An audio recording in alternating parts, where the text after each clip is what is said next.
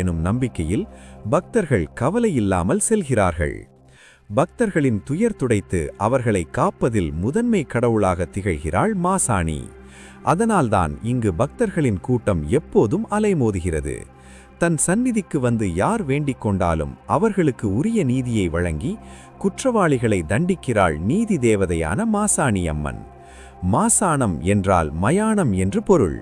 மயானத்தில் வசிக்கும் அன்னை என்பதை குறிக்கும் வகையில்தான் மாசாணியம்மன் என்று இந்த நீதி தேவதை அழைக்கப்படுகிறாள். நீதி வழங்கும் தேவதையாக மாசாணியம்மன் ஏன் மாறினாள்? அதற்கு காரணம் என்ன? ஆனைமலை பகுதியை நன்னன் என்ற மன்னன் ஆட்சி செய்து வந்தார். அவரை சந்திக்க ஒரு துறவி வந்தார்.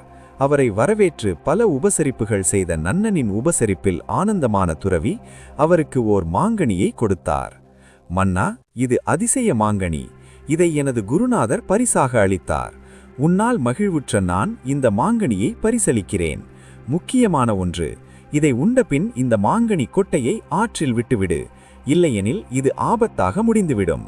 மன்னர் சரி என்றவாறு துறவியை வழியனுப்பிவிட்டு மாங்கனியை சுவைக்கத் தொடங்கினார்.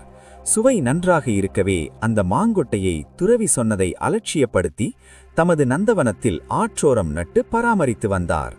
மரம் பெரியதாகி பழம்பிடும் நேரம் வந்ததும் அரண்மனை காவலாளிகள் வைத்து மாங்கனியை யாரும் பறிக்கக்கூடாது, அப்படி சாப்பிட்டால் மரண தண்டனை என அறிவித்தார். இதை கேள்விப்பட்ட துறவி மன்னரிடம் வந்து, மன்னா, நீங்கள் அந்த மாங்கனி கொட்டையை நான் சொன்னதை கேளாமல் மரமாக்கிவிட்டீர்கள். நீங்கள் நினைப்பது போல் அந்த மரத்தில் ஓரே பழம் மட்டுமே பழுக்கும். அதையும் நீங்கள் சாப்பிடக்கூடாது. அதை தெய்வீக பெண்மணி ஒருவரே சாப்பிடுவார். நீங்கள் சாப்பிட நினைத்தால் இந்த தேசம் அழிவுறும் என உரைத்து கிளம்பினார் துறவி. ஆனால் மன்னன் துறவி கூறியதை அலட்சியம் செய்தான். தாரகன் என்பவர் வியாபார விஷயமாக தன் மகள் தாரணியுடன் ஆனைமலைக்கு வந்திருந்தார். அப்போது அவர்கள் வீட்டின் அருகிலிருந்த தோழிகளுடன் தாரணி நந்தவனத்தில் உள்ள ஆற்றில் குளிக்கச் சென்றார்.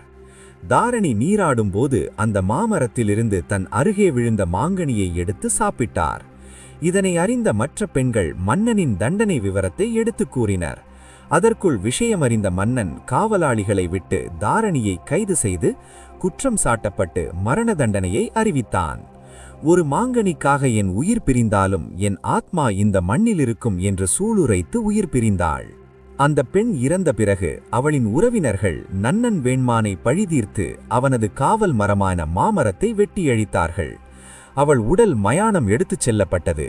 அவள் உருவத்தைப் போலவே மண்ணால் செய்து வைத்து மாங்கனிக்காக இறந்த கன்னியை மாங்கன்னியாக மாசாணி அம்மனாக தொழுது சென்றார்கள் மக்கள். மாசாணி அம்மனா